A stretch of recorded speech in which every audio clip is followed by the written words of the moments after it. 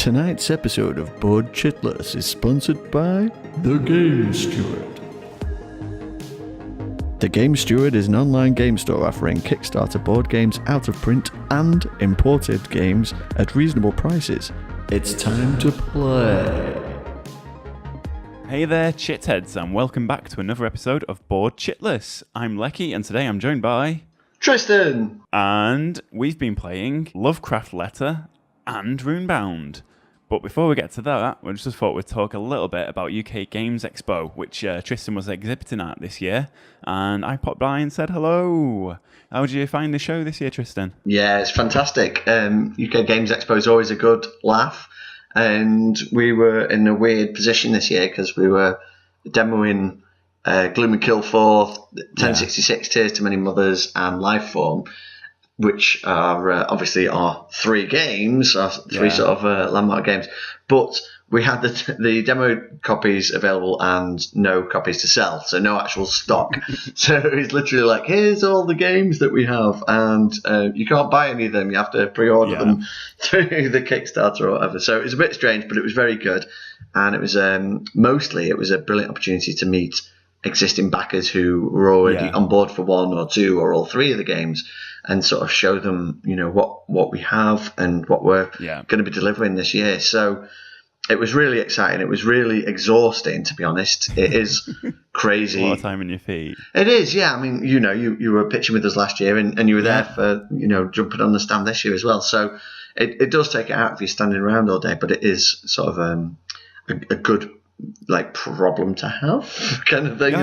It's a great position to be in, to be able to meet so many cool gamers and stuff. Definitely, yeah. And a lot of people were drawn towards Lifeform, the nice colourful board, but then quite a few people still coming to see 1066 and Gloom of Killforth, which, you know, being the elder statesman of your games, it's great to see there's still renewed interest in that, even after the reprint. You know, everyone still wants to come and see you and have a look and see what's going on. Yeah, it's fantastic that it's still drawing so much interest, because I think it's still sort of unique in of its type, of its kind. Very much so. So yeah, it was lovely to see that it's still drawing interest, and the great thing about these expos isn't just the opportunity to show off your games and that, but the people.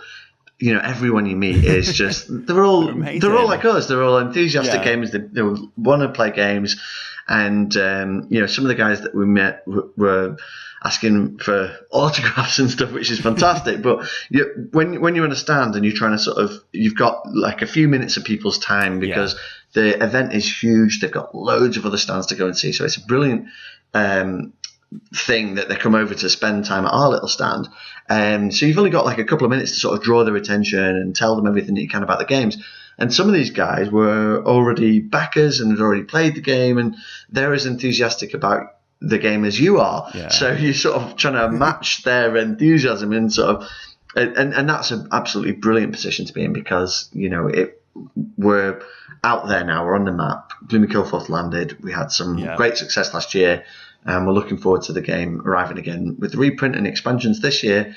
So, no, absolutely a brilliant event. It took us a couple of days to recover, but we're fully recovered now. And it's always the way. It's like a festival. You always come back hoarse with a broken back. It is, yeah. No, it's exactly like a festival, a gaming festival. Yeah. So, and we met like suppliers, distributors. We met the guys from Asmodee and all these other guys. Oh, Shut Up and Sit Down came over to the stands too. Yeah, that was really cool. Yeah, so they collared me on the press night and were like, we've heard about Lifeform, we want to play it. And I was like, of course, come over to the stand and check it out. So Quinn's and the other chaps came over on the Saturday morning, and Mark Chaplin, the Lifeform designer, was there to give them a full demo of the game, and it went really well. So yeah, I mean, that kind of thing is just amazing, really, for us. You know, it's always brilliant to kind of like garner some attention, especially from our point of view.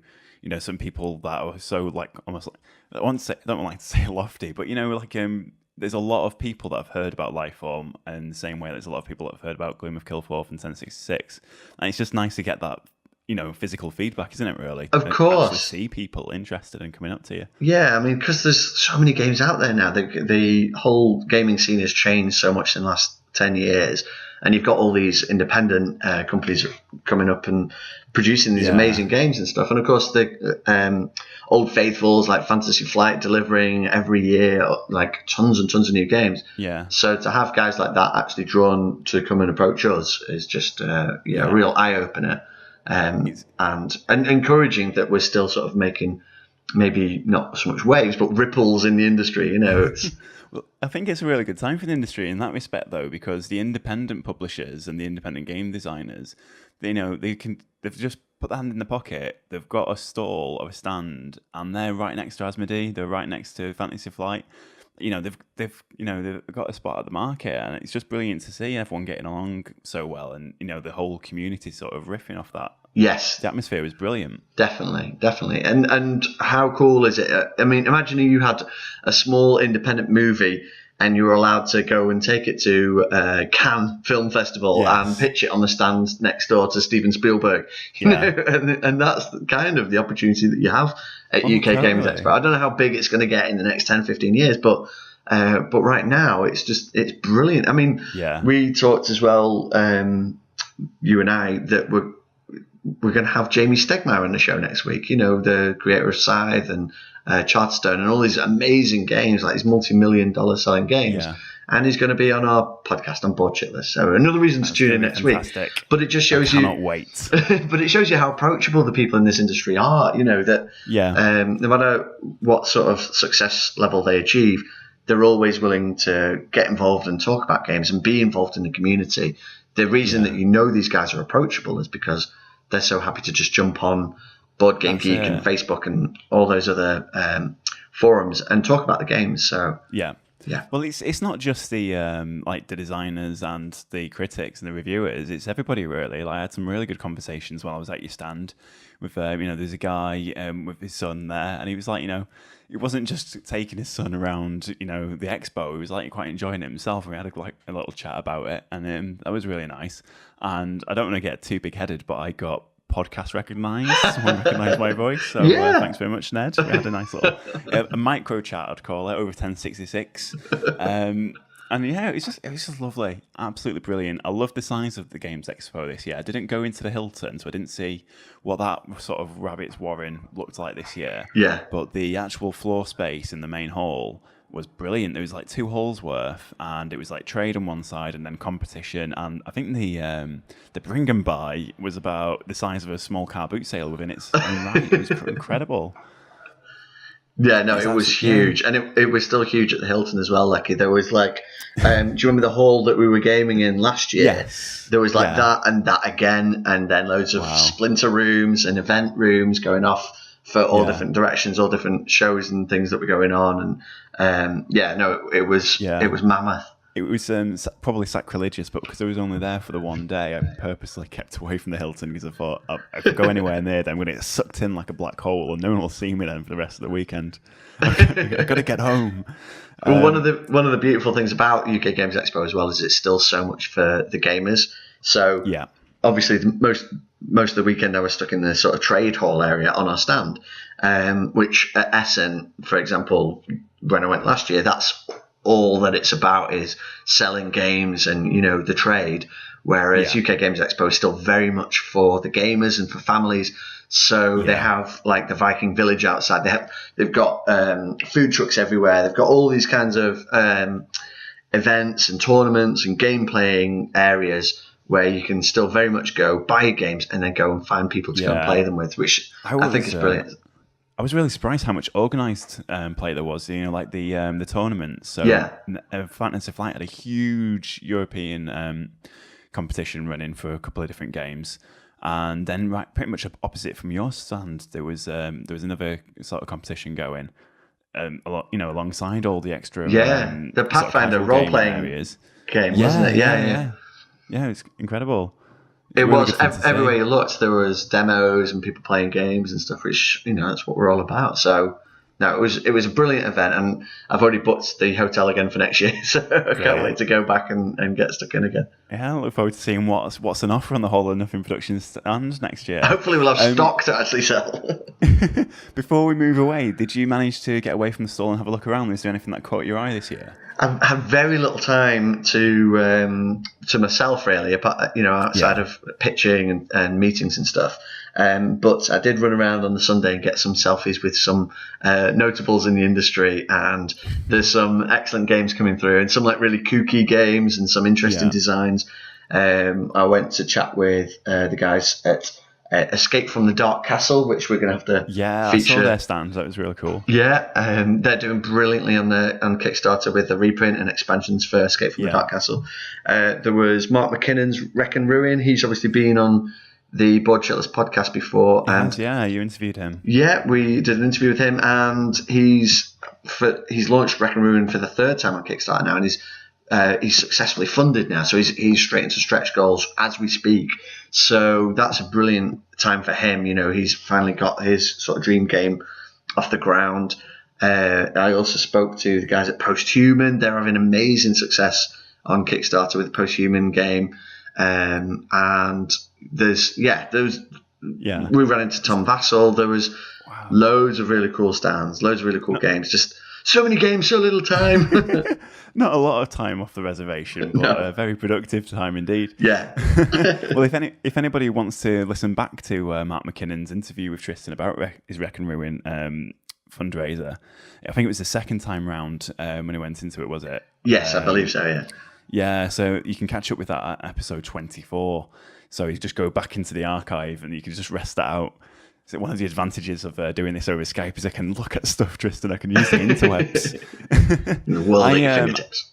Yeah, I had a good look around the hall. But one game that caught my eye was a game called Hero Master, and it's a sort of parody dungeon crawl card game. I think it's very much a work in progress. So they had to do a demo in, but they also had, which I thought was a really neat idea, loads of like postcards and greetings cards and stuff. Oh, okay. Which had the artwork. So they've got like quite unique artwork. It's very tongue-in-cheek. It reminds me. Have you seen Jim will paint it on Facebook at all? No. Like guy uses like Microsoft Paint, and he just like paints ridiculous submissions that people brought in and send into him, and it just reminded me a bit like that. It's really like lo-fi but quite quirky and interesting. Is this the epic game of epic fails? He says, it is. looking Yeah, on the it is. You know what? So the designer of this is Jamie Noble-Frere, who did the artwork for Perdition's Mouth. Oh wow! Which incredible. Was Perdition's Mouth is really dark. We've obviously done that on a podcast as well. Yeah, really. And this is like the other end of the spectrum. So he's gone from like dark, nasty, a dungeon crawly sort of business to I've seen him post about this on Facebook. It's very sort of cartoony and sort of silly, tongue in cheek. Yeah. No, it looks like one to watch. More of a sort of party game kind of thing. Yeah, definitely. It was on the lighter end of the spectrum, but it just really like it was in a big show. It really stood out to me. Yeah, there's lots of fantastic games out there, but this one it just had that sort of tongue-in-cheek element to it that really appealed to me. So I'm definitely keeping this one on the radar.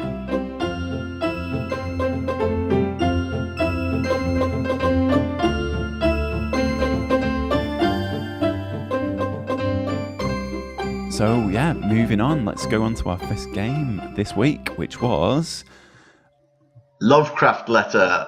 So Lovecraft Letter is, as it sounds, it's the thematic riff on Love Letter, but this time with Lovecraft. So a lot of Cthulhu and some of the great old ones and the great deep ones, and you just get involved in there really.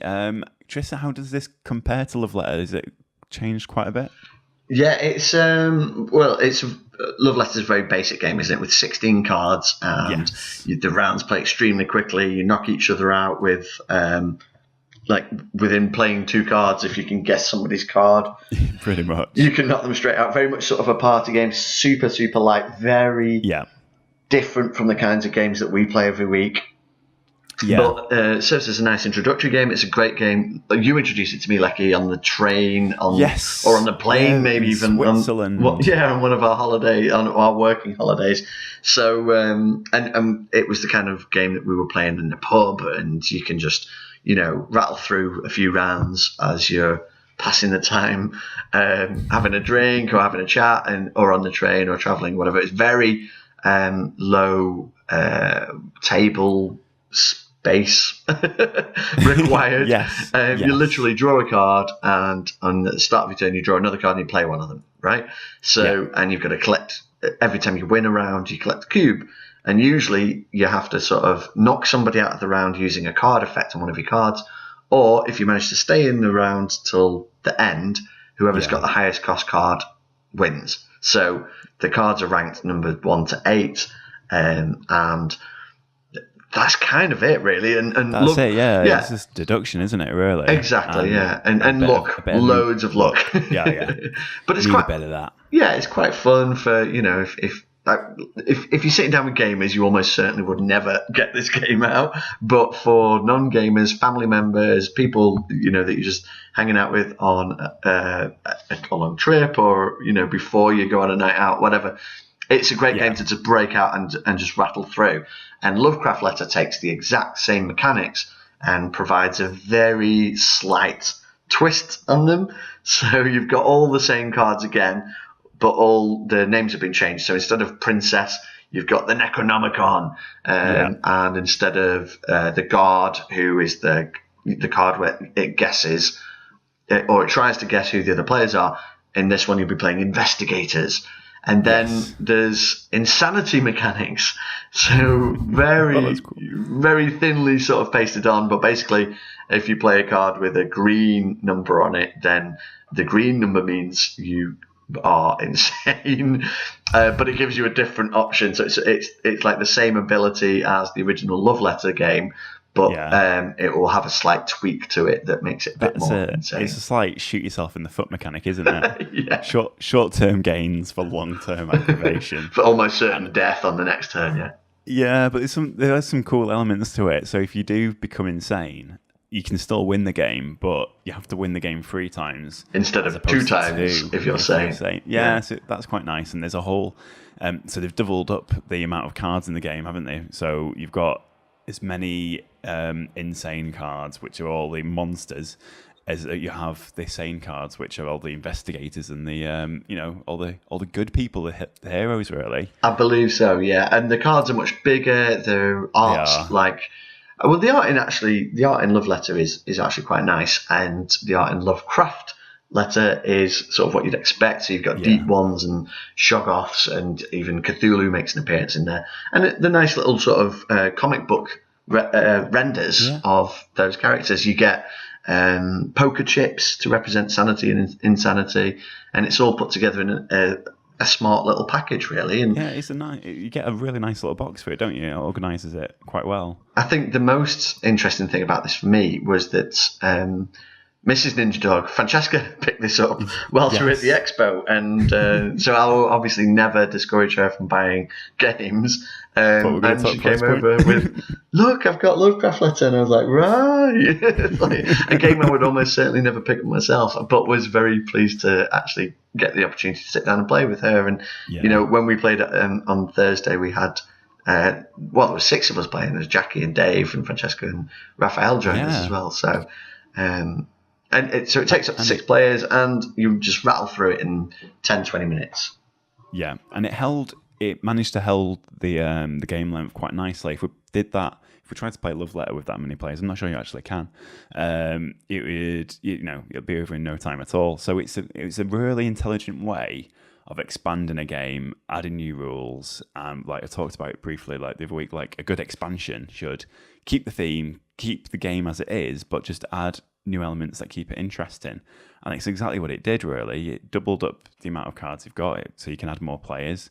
It brought in the insanity mechanics, and it just did it very well. The only thing that I disagree with Lovecraft Letter is that I don't think it warrants the price tag. So I think its RRP is about £20 £20 to £24, Yeah. depending where you buy it from. Whereas Love Letter is about £7.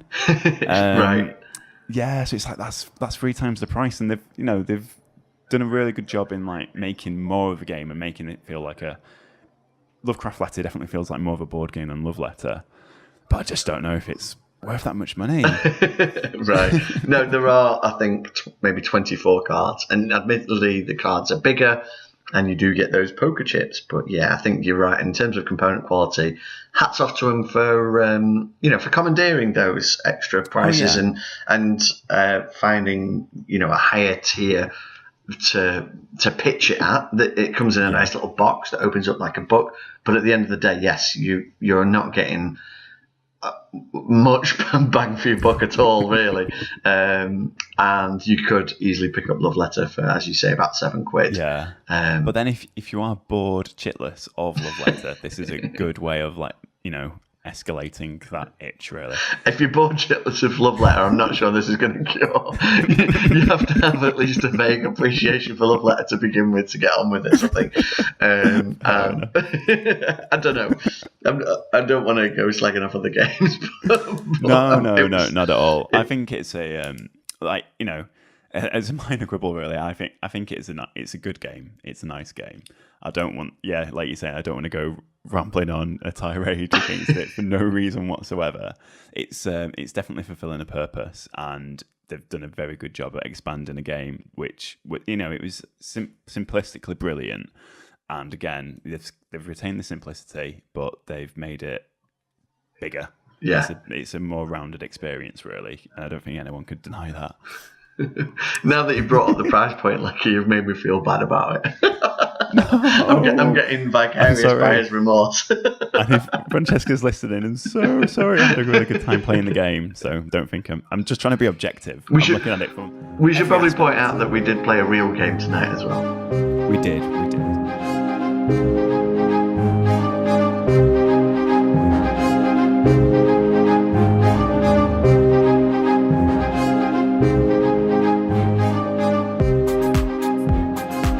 So, moving on to Runebound Third Edition. Yeah, so I've not played any edition of Runebound before we played this one.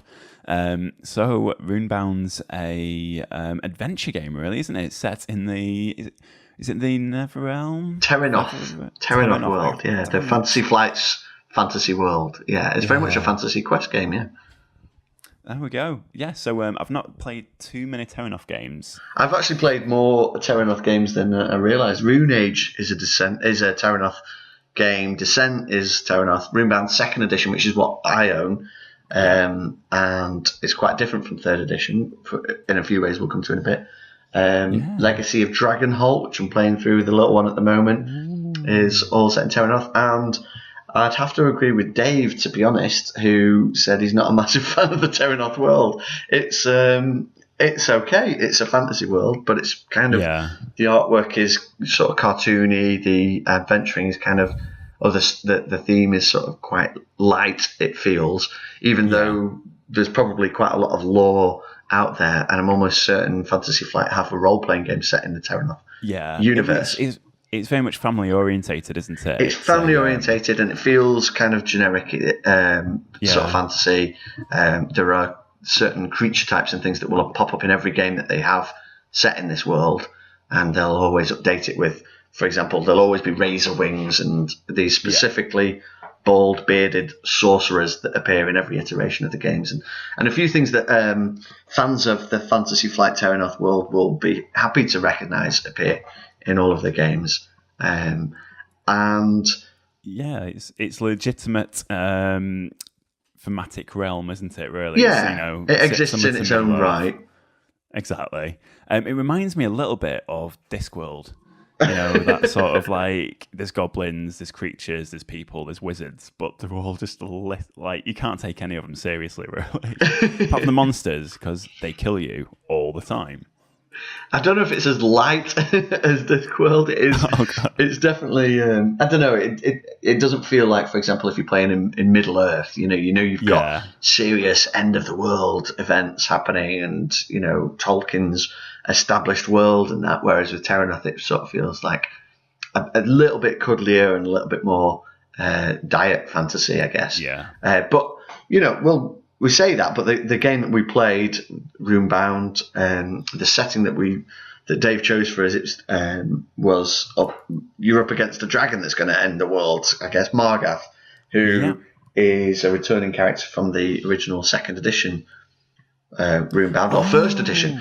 So probably just give a little bit of backstory about the first and second edition. I don't know much about the first. I think second edition is just a tightening of the first edition. But second edition Runebound is a fantasy adventure game where you're running around a big map that is very similar to the one that we played on, all made out of hexes, and you roll dice to see if you can move. The dice tell you which terrains you can move into, and occasionally you will roll the dice and not roll any terrains that are adjacent to you, which means you miss a turn, you're stuck. Okay. And when you come across an encounter in Runebound second edition, I bought a bunch of small box expansions for this, which basically bulked out the item decks and the adventure decks, but the adventures were almost invariably find a monster and fight it and kill it and gain the treasure. Right, okay. And it was very much one of those games that it's catnip for me, fantasy adventure games. I love those games, but it did sort of fall into that pattern of many other fantasy adventure games, which was kill monsters, steal the treasure, which was almost the reason, was the reason why I designed Gloom of Kilforth in the first place, because I wanted to play a game that wasn't just about fighting. So you don't want to just have to grind your way to victory. You want to be able to feel like you've got some decisions to make. Yeah, and have some actual adventures and quests and stuff. So Runebound Third Edition definitely goes more towards that end. So there's loads of combat in it, but they've really driven the quest sort of story, narrative, adventure side of it. That is all present now, which wasn't really there previously. That's good to hear, because from my experience just coming into it at this third edition, it was incredibly questy. So you have quests that you go around and pick up, and they'll tell you to go and explore a certain area. Yeah. And then you throw the dice down and you see which match up, and that'll dictate what you do find and if you move on. Not dice, Leki, runes. Dice, runes, okay. So you're casting runes, aren't you, in Runebound now? So previously it was roll 2d10 and try and score a number. And 10 was an easy monster, 16 was a hard monster, 20 was the boss. In this one, and obviously your items will give you modifiers to add to that roll. So in Runebound Third Edition, you've got runes. You've got 3 runes for your character, and then you get a rune for each item you pick up, and you cast them or throw them off the table, as we often did. And on either side, you might have a sword for attack or a shield for defense or another sort of special effect. And you can use various combat actions to flip those runes over, and you do the same for the monsters. They cast runes at you, and you sort of put them into a chart and work out what's happened. Yeah, and they sort of cascade down, don't they, in a sort of AI flowchart fashion. But the quests themselves, I'm sure it was the movement dice for the quests, and then you kind of take a result from the item deck if it's social, perhaps. Yeah, so are those still classed as runes then, to keep it all thematically? I think so. Together. Yeah, I think. Yeah. I mean, physically, you're actually throwing tokens into the box, right? Cardboard tokens, double-sided. Yes. Yeah, you are. Yeah. Which is interesting.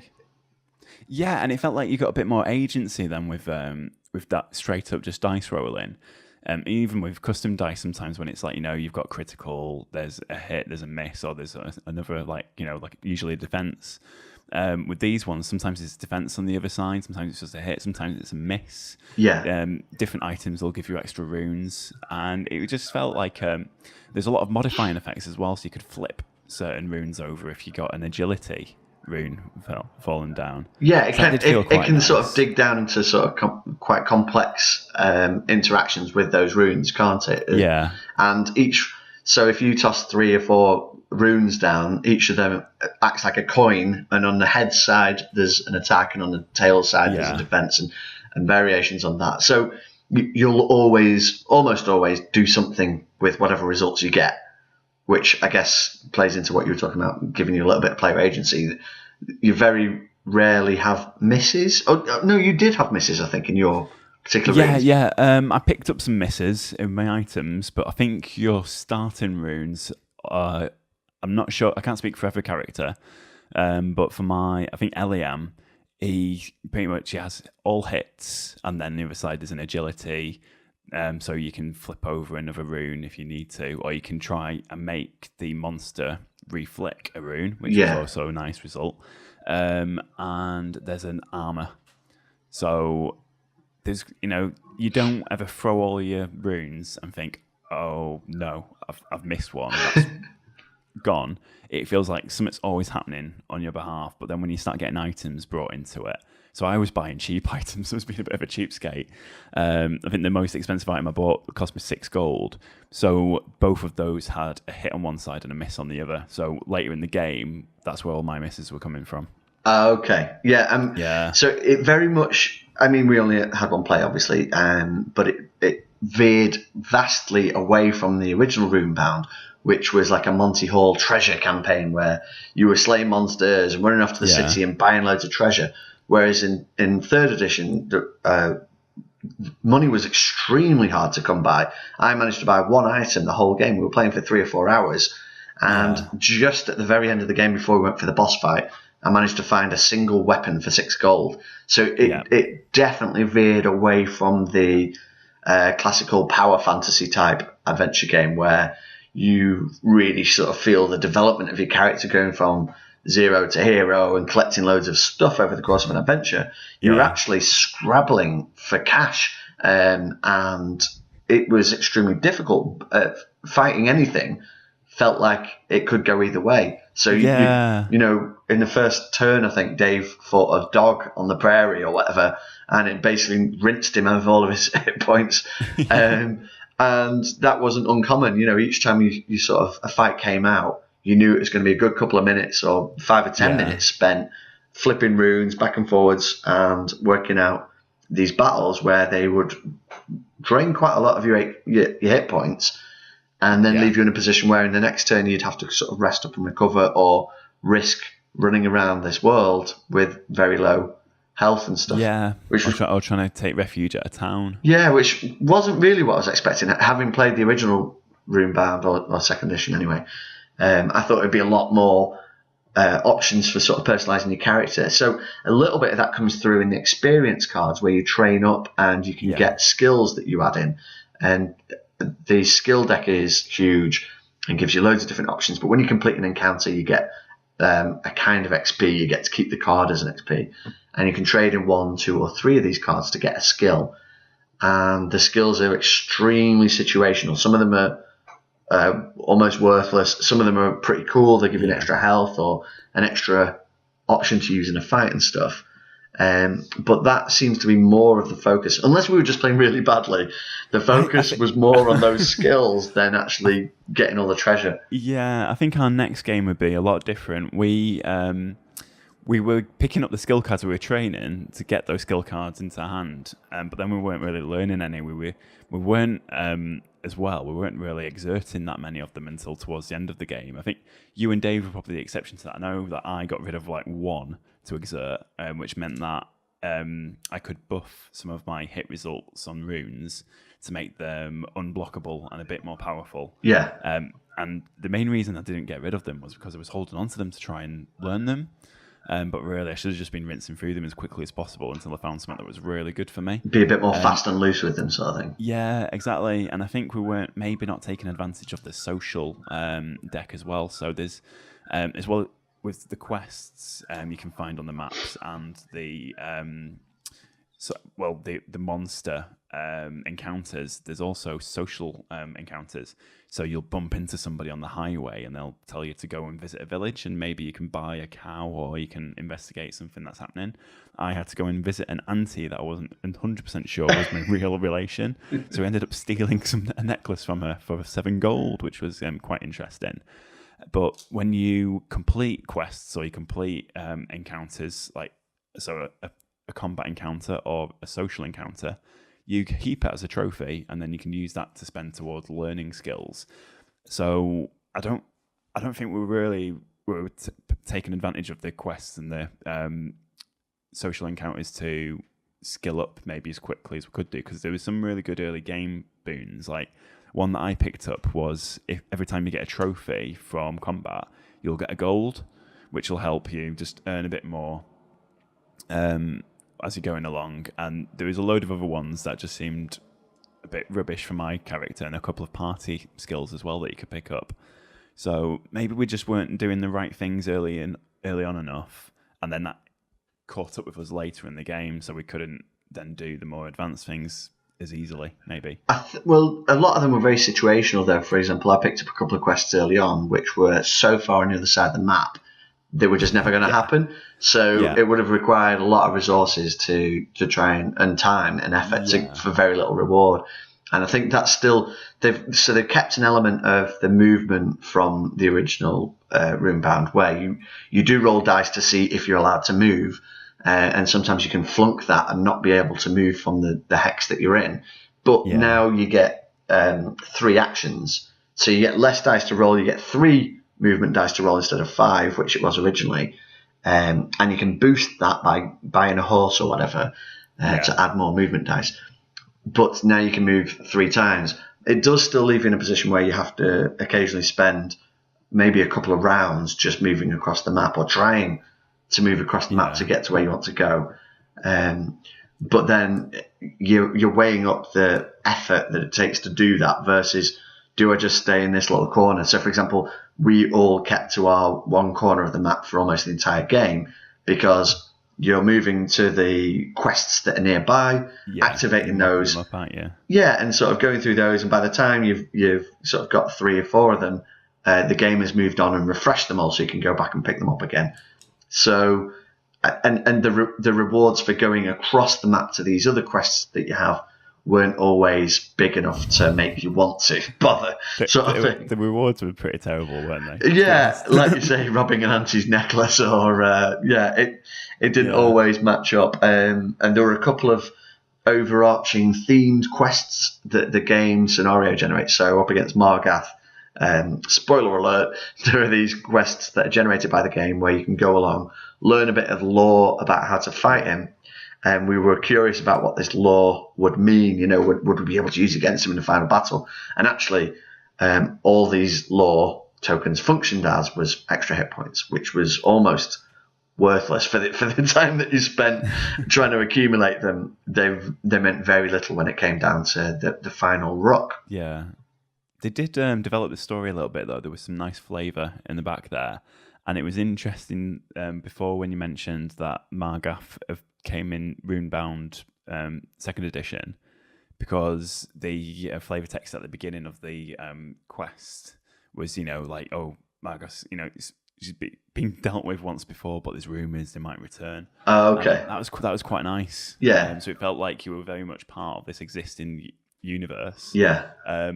If, as a group, we cared about the story that much or not, it's a bit more debatable, because we didn't really go for the stories, did we? We picked up a couple of lore runes throughout the course of the game, but we weren't hunting them down actively. There was no cooperation. We played the cooperative expansion. So Dave had the I think Unbreakable Bonds or something it's called. So actually, normally it's a race game to be the first one to beat the boss and win.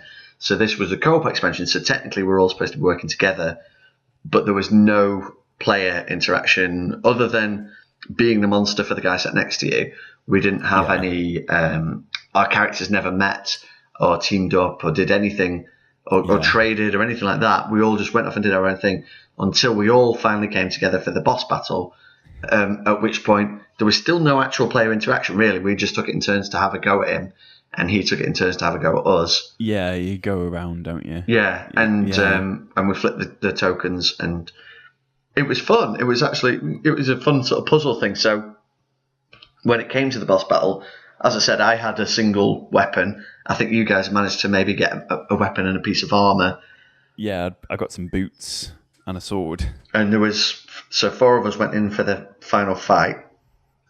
And I guess that's where the coordination, such as it came in. We all rushed to the same point, jumped on the dragon and initiated the boss battle. And Jackie and Dave and you and I all took a separate card that he has, which...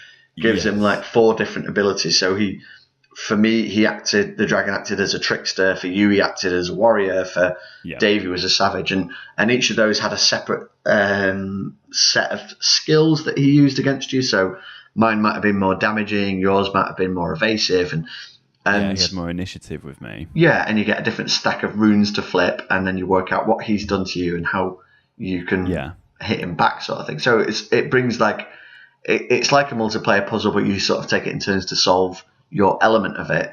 And he has this huge stack of 56 health that the four of us had to try and chip away at. And I think we all got two chances to do that before he murdered us all. So we got him down to 5 health out of 56. So the balance on that certainly felt achievable in the final battle there. Yeah. I feel like we did really well, and like you're saying, we weren't very cooperative. We did manage to get some group abilities a few turns before the dragon showed up, but that's because we knew it was near the end game, and we should probably do something to help ourselves out, really. So it'd be interesting to see if we played again cooperatively, if our playstyle would change. If we could achieve more, yeah. Yeah, I mean, like you were saying with the final showdown, we each had a different attack type coming at us, but each ability that Margath has, they run the other monsters throughout the entire game. So there's a trickster type, there's a mystical type, there's a martial or a warrior, and then there's one more which evades me now. It's probably evasive. One of them was savage. I don't know if that was the warrior type. There we go. It's like the brute one. Yeah. So as you're encountering them through the game, you can kind of try and work out which ones suit your strengths or your weaknesses, and then I suppose by the time you get to the end, a more experienced party might be like, right, I'm having the trickster because I've got this particular wand or anti-trickster abilities or whatever. This ability will counter it nicely. But that's just gameplay experience.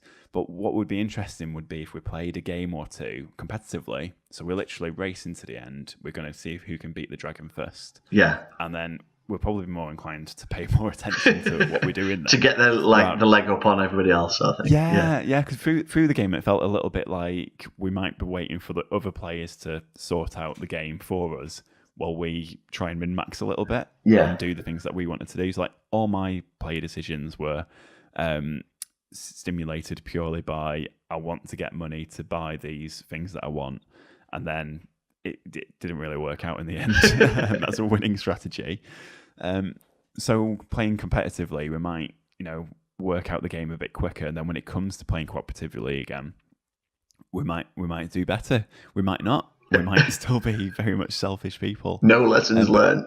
No, not at all. But I felt like the game, it wasn't out of our reach, but at the same time, it really is a bit of a thinker. It's a living puzzle that you have to work your way through, really. Yeah. I feel like we got the ending that we deserved as a group party. The world got the ending it deserved. Or maybe. They weren't the heroes that the world wanted or needed. Yeah, exactly. I'd definitely go back to Runebound again, though. It's a very interesting game. The playtime, it took us a while to complete, didn't it? It was a good 3 or 4 hours, wasn't it? Hours. Yeah, but considering the mechanics of the game, the mechanics aren't complicated at all, really. The hardest part to learn was how the runes work in combat, and how the AI, more importantly though, with the focus on the AI, with the monsters, how you work that out.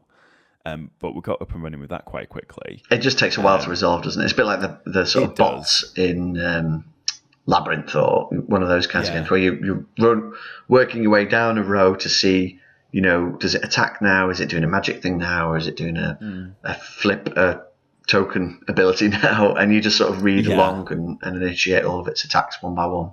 That's it. And then you just throw a load of sort of collect and deliver style quests in the middle to run down the timer. Yeah. Which kind of forces you to try and work out, do I want to stay in one geographical area or do I try and run back and forth between all the quests or not? There's a great mechanic in the game that we didn't use a single time. I think it's because we only caught up with it about a third of the way into the game as well. But the messaging system.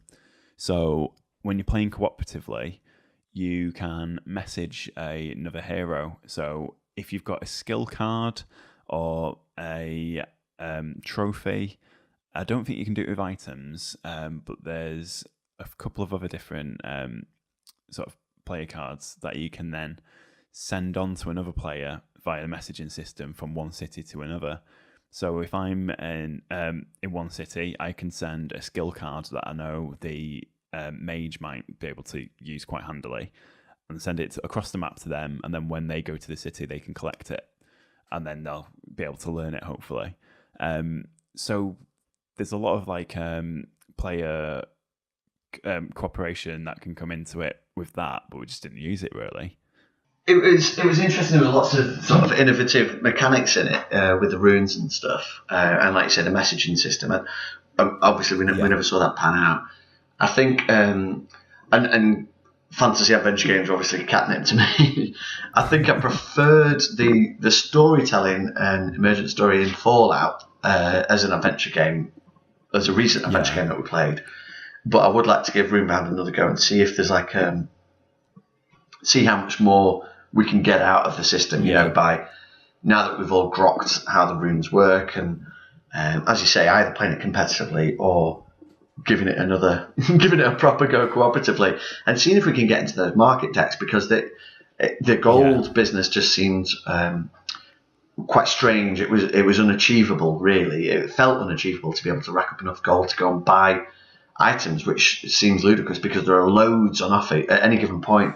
There's like 12 items. There's 3 in each city sitting on the table, and 4 cities you can go to and sort of go shopping. That's a fundamental part of the game. But it was something that we seemed to sort of struggle to gather the resources to be able to do. We weren't really passing decks at all, were we? Like, we could have gone shopping all the time. And then I think when you visit a shop, do you draw a new? You draw a new card, but you need the gold to shop in the first place, I think. Or well, you just need the gold to be able to buy something. And you need to have something in the kitty, don't you? Yeah, to be able to. And we were not rolling in cash. And no. Dave said there's some rule as well where you, even in a cooperative game, you can't trade with each other. So I couldn't just give you stuff. Right. I couldn't give you a sword. You'd have to give me something in return. I'm not 100% sure how that works, but that felt like a sort of a mechanical solution to not just, catching up the guy who's falling behind by giving him the big, powerful stuff. I'm not sure how that would play. Another item might have to come back, but we didn't really go deep into that, did we? Nobody gave anybody else an item. Because at one point we all had about 5 trophies, so we could have maybe sent an item one way in exchange for a trophy. Yeah, you don't know. So it'd be interesting to see how that would could be gamed a little bit more to help us kind of move up a bit quicker. It's a very lean game in terms of adventuring and equipment. Everything's moving towards like more minimalism, isn't it? So like Zombicide, you can only equip a certain amount of items and one set of armor, although you can hold on to a lot of it. In Runebound, you can hold on to one of each type. So when you go shopping, you can get a weapon, a piece of armor, and like an augmentation. But then once you've got one, you have to burn it if you want to re-equip on top of it. Yeah. So if I was to buy a sword, then I wanted to give you the sword, then that's it. I don't have anything to really help my attacks then until I go back to the shop and buy myself something new. Get more swords. Yeah, exactly. So you can't just wander around with like a huge backpack full of weapons and then just be throwing them around at everyone, and then when you pick, just waiting for that big bad weapons to come out and then chucking down the next ones. It didn't seem to be that sort of a game. It was very much like, this is the family sword. It cost me an arm and a leg. Yeah. When my son's of age, he will inherit it. I think lean is the right word that you used there. Yeah. I think Dave called it bleak. You're not like just carrying, as you say, tons of weapons and stuff. And I think that's sort of a response to older games like Arkham Horror, where there was no item limits. You could literally have like 15 shotguns or whatever, and just go ape on any enemies you met. Whereas in this, it's very much juggling the single or 2 pieces of items that you manage to collect along the way, which perhaps just gives you less to focus on and hopefully maybe speeds the gameplay up a little bit as well. Yeah, I think so. I think it gives you a bit more of an objective, really, with what you might want in order to improve your character. And it sort of like, adds the blinkers, gives you a focus of what you're trying to achieve. I really like the storytelling in the quests.